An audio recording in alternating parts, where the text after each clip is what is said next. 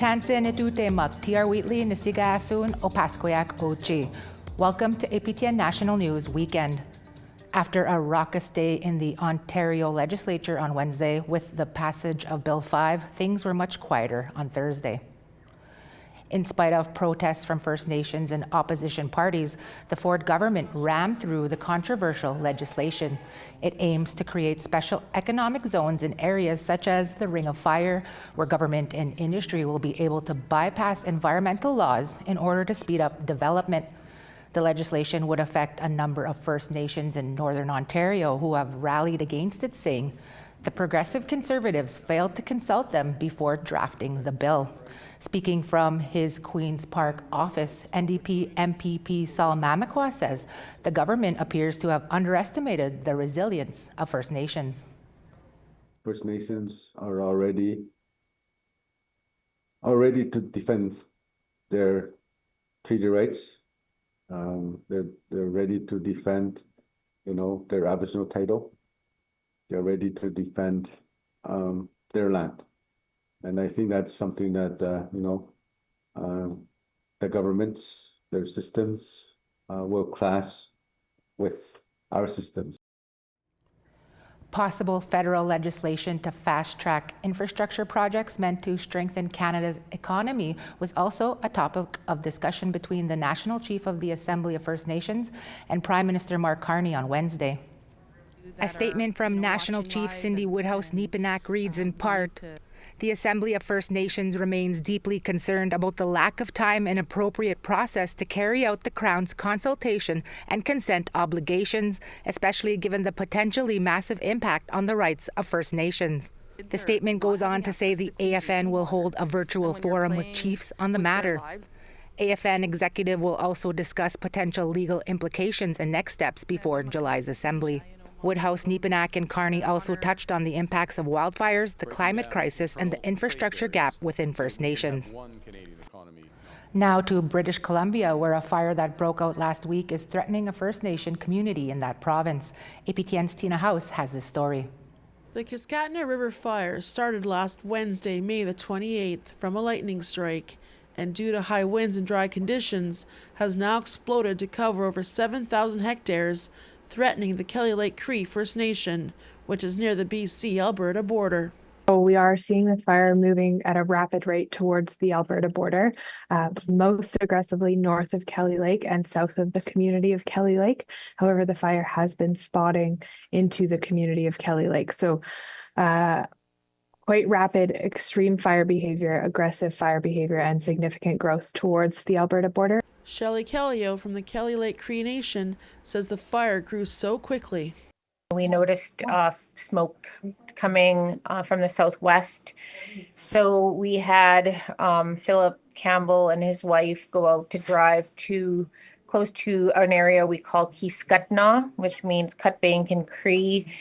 And they went down the Dead Cat Road, and this is where they had shot some video of that wildfire and the walls of flames that were happening. It was reported. The evacuation alert was issued last Thursday, and over 70 people were given just 2 hours to pack and leave immediately. They are now in a hotel in Dawson Creek. However, a few members of the community stayed behind to help. Firefighting crews are currently on the ground fighting the flames, as well as air support. This video shows them scooping up water from Kelly Lake to douse on the fire in the hopes of saving homes and other structures.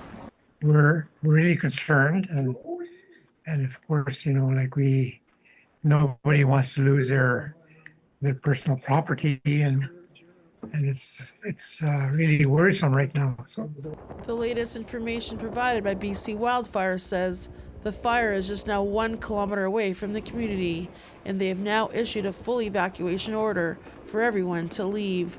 Strong winds are forecast for the next 4 days, making the situation more volatile.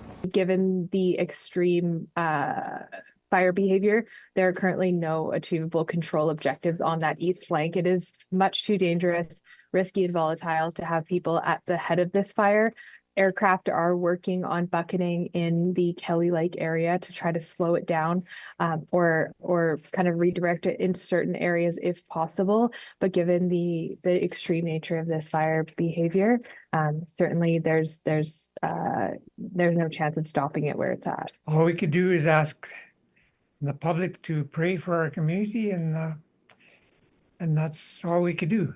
The Cascadena River wildfire is just one of 70 active fires across BC. Tina House, APTN National News, Vancouver. Ginanaskamitin Tina. A northern Ontario city is taking a step toward reconciliation with local Indigenous people through the creation of a new position. The city of Sault Ste. Marie has hired its first Indigenous policy advisor, who will be responsible for educating city staff and guiding the development of programs and services. APTN's Mike McDonald reports. Caitlin Neveu never thought her professional path would lead to a career in municipal politics. The lifelong Sault Ste. Marie resident obtained her bachelor's degree in corrections and had her sights set on policing. She later opted for a career in the child welfare system before coming across an ad for an Indigenous policy advisor with the city of Sault Ste. Marie. I'm born and raised here. I'm a wife, a mother, an auntie, a daughter. What brought me here is just the journey that I was made to go on. And I feel that being in this position, I'm able to utilize my voice for my people and utilize it in a really good way. Neveu is an Anishinaabe and hopes to offer an Indigenous perspective to policy development at the municipal level. A lot of my work is supporting the city of Sault Ste. Marie and encouraging the corporation to move forward in good ways to ensure that Indigenous policies are implemented and that our culture is respected in the way that it deserves to be. The city of Thunder Bay employs an Indigenous relations manager who works closely with the city's Indigenous Advisory Council. Tanis Thompson is the current manager. Some of the benefits is policy development for sure. You know, we ensure that Indigenous worldviews and cultural considerations are reflected in city planning and programming and service delivery, like I had indicated. Obviously, reconciliation and cultural safety training. So leading those internal discussions with staff and enhancing the understanding of Indigenous history and treaties and the importance of cultural safety. Neveu will also be overseeing cultural competency training for city staff in Sault Ste. Marie. Anybody that has to do with the city of Sault Ste. Marie will have to complete this onboarding cultural competency to understand, to be knowledgeable, and to respect in the way that needs to be respected. This cultural competency will be specific to Sault Ste. Marie and its area. Neveu and Thompson say they hope municipalities across Canada will continue the trend of bringing in Indigenous advisors to assist in policy development. Mike McDonald, APTN National News, Sault Ste. Marie. Thanks, Mike. Jonathan Joss, the actor perhaps best known for voicing John Redcorn on the animated sitcom King of the Hill, was killed in a shooting on June 1st in San Antonio, Texas. APTN Sav Jonza has more on this story. Jonathan Joss was John Redcorn in the animated sitcom King of the Hill. The 59-year-old Comanche and Apache actor was shot and killed on Sunday in San Antonio, Texas. His husband, Tristan Kern de Gonzalez, took to Facebook alleging that Joss's death was a homophobic hate crime. In the post, he says his husband was, quote, murdered by someone who could not stand the sight of two men loving each other. Gonzalez says he and Joss were checking the mail of their former home, which burned to the ground and killed their dog in January when the shooting occurred. He alleges the couple experienced homophobic harassment from people in the area for over 2 years, but no action was taken by police when reported. A neighbor, Sigfrido Alvarez Sija, has been charged with felony first-degree murder in connection with Joss's death. There are multiple news reports that Alvarez Sija confessed. The following Monday, San Antonio police said in a statement that their investigation has, quote, found no evidence to indicate that Mr. Joss's murder was related to his sexual orientation. Later this week, San Antonio Police Chief William McManus walked back on that release. We issued a statement, I believe it was the day after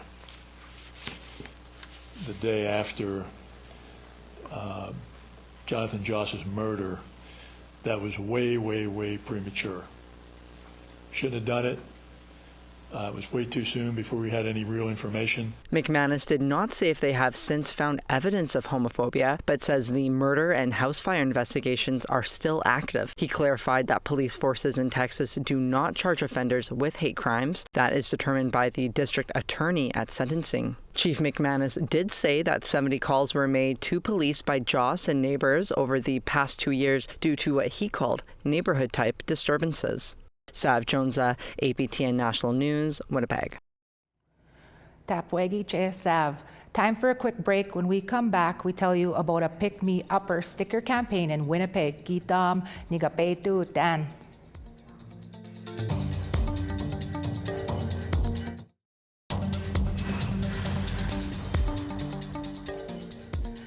Pitagwe. If you happen to be in Winnipeg and see a sticker with a positive message on a transit bus or even somewhere around the downtown area, it was most likely put there by Vinnie Lily, who says his stickers are making an impact. But as our intern Dylan Cloud reports, Winnipeg Transit isn't so happy about Lily's campaign. 4 years, Vinnie Lily has been in downtown Winnipeg actively promoting his motivational sticker campaign. I have had some negative situations with bus drivers where they really acted angry towards me. He puts the stickers on public transit buses and property to spread positive messages. But for Lily, reminders like "You matter" are important for people to see. I was one of those people that was struggling on the bus, and having those thoughts, and everybody is on the bus going to work or coming from work, and they see these stickers and it says something like "You are loved," and they see that and they're struggling with feeling loved, and they feel like that message is to them. Winnipeg Transit says it's just more to clean up. In an emailed statement to APTN News, a Winnipeg Transit spokesperson, Brandon Logan, wrote that they are overwhelmed with graffiti, with more than 1,500 instances since January 2025. At Winnipeg Transit, our staff works incredibly hard to ensure our buses and shelters are as clean as possible for riders. While we appreciate that stickers are sharing positive messages, we encourage Winnipeg Transit riders not to put stickers or any other materials on our properties, as that is a form of graffiti. Lily says he respects the work the cleaners put in to keep the buses tidy, but will keep sharing his message of love and confidence in hopes someone will see them before they are taken down. The reaction that I have every single day from people messaging me and talking to me and telling me, thanking me for the stickers that they do see everywhere, I think that obviously just even strengthens the passion that I have, because I do realize that the effect that it has had on me in my life, that's where my passion comes from, and I know that it really does help people. If you see the stickers on your way to work or school, now you know the face behind them. Dylan Cloud, APTN National News, Winnipeg. Ginanaskomitin Dylan, a group of budding barbers from a local Vancouver barbering program, is proving that a fresh fade can go a long way. And for one day, they make self-care accessible to anyone. Simone Charlin has the story. There is definitely a buzz in this warehouse on Vancouver's downtown east side, where an all-Indigenous cohort from the barbering program of the Blanche Macdonald Academy is offering free haircuts, beard cuts, grooming, and hairstyling to the residents of this notoriously low-income neighborhood. A little bit of self-care for those who generally can't afford professional services. The initiative is a collaboration between 3 local nonprofit organizations: Access, 2 Paychecks Away, and the Heart Tattoo Society. Kristen Wheelick from Access, the Aboriginal Community Career Employment Service Society, helped offer the opportunity to 11 urban Indigenous community members to partake in a 6-month barbering program in collaboration with world-renowned Blanche Macdonald College. The whole purpose behind the idea is to get the Indigenous community members out in the field of professional barbering and in the salon. There's a lot of work that goes behind it. People in the community want to go back to their community where they don't have a barber or they don't have a salon to get their hair done. So they're able to bring it back and work in their community, or stay in the city and work within their community, and bring happiness to those who just need a fresh haircut or a cut beard. Evan Reeks from 2 Paychecks Away says the event is as much about bringing people together and giving self-worth as it is about grooming. One of our key objectives is to think hospitality shouldn't be a luxury. So whether it's food, haircuts, events, services, anything, it should come with the feeling of just like going to and paying for the service yourself. You should have the feeling of dignity and choice. You should be able to get what you want out of the service without having to choose between getting a haircut or getting your medication today. Isaiah Sparrow, one student of the program, says the experience was not only good hands-on training, but also a meaningful way to connect with the community. I definitely got to learn. Like I've worked with so many different textures of hair now, and it's different to see how like different hair reacts to like let's say if you're using like thicker hair, like I just like the person I just cut, she had like thicker hair, so like if you cut it to like a certain length, it'll just like poke out, you know. Whereas like if you do it with someone's like thin hair, it'll kind of just drop and everything. So it's cool to learn like that every haircut will be different, you know, like every person that comes in will have their own just, like story to tell. The initiative drew a steady crowd of locals all day and got glowing reviews from all sides. She's awesome. She just did it and I didn't even see her, just trusted her. And she did what I wanted. He was good. He was good. He was gentle. He was kind. He was talkative. I'm just so happy that they're doing this for the community. And while the clients walked out with a fresh look, crisp cut, and confidence up, the students walked away not just more skilled, but excited for the future. Pretty pumped. It's pretty awesome. Like I'm excited to graduate and actually like get out into the world and be able to like become my own barber. Simon Charlin, APTN National News, Vancouver. There's some good-looking haircuts there. Thanks, Simone. Time for one more break. Hear about an art exhibit in Ottawa, as well as hear what Investigates has in store for you tonight. Chesqua Pitatan.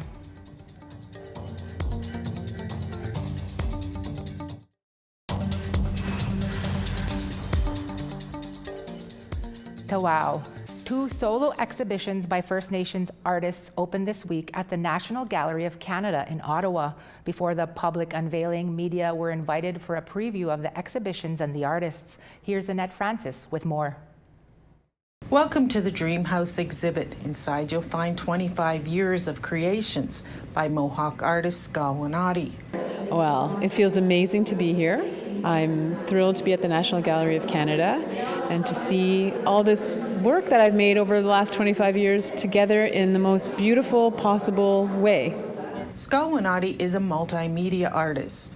Her work includes more than 100 works of art, from avatars to fashion, music, video, and stills, all inspired by her love for science fiction, historical events like the Oka Crisis, and her Mohawk culture.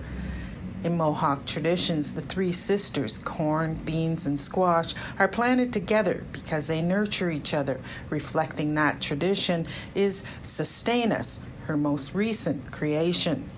The story of how the 3 sisters became superheroes. And so it's told in 2 parts. The first part is a 10-minute long machinima music video, hip hop. I wrote a song. I found 3 people to perform it. And I found a wonderful person to also make the music because I don't know how to do that myself. And so now I have this really great machinima music video, and it has a fashion collection. Rochelle Dickinson is the National Gallery's Associate Curator of the Indigenous Ways and Colonization Department. It opened 3 years ago to be more inclusive of Indigenous peoples. We have a lot of work to do. The department's relatively new, and some of that work is to catch up on who we look at and why we look at them in terms of supporting particular kinds of artists in Canada and internationally. And we do this because the National Gallery has a history as a settler colonial space, and so Indigenous artists like Nadia were consistently underrepresented.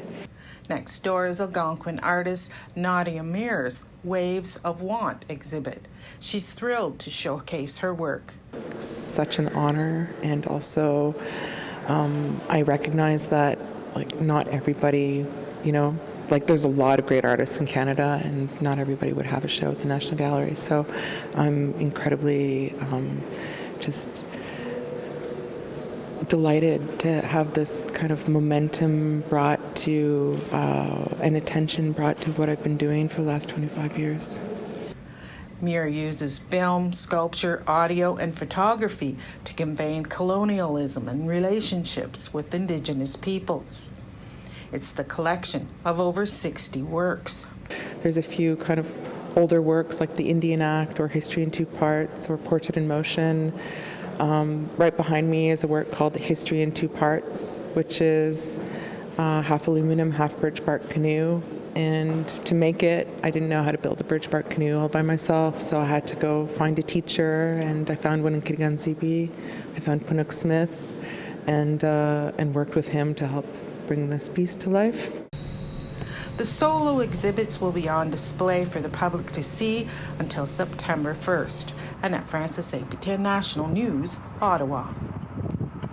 Kinanaskamatin Annette, every tattoo has a story. For some, it can be a constant reminder of a traumatic past influenced by gangs and violence. This week, on an all-new episode of APTN Investigates, video journalist Tamara Pimentel shares the stories of 3 women as they work on erasing painful chapters of their past. Here's a preview of Skin Deep.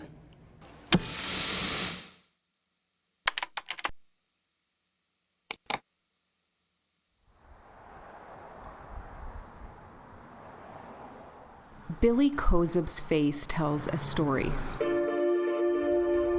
Tattoos from a life forged in the streets.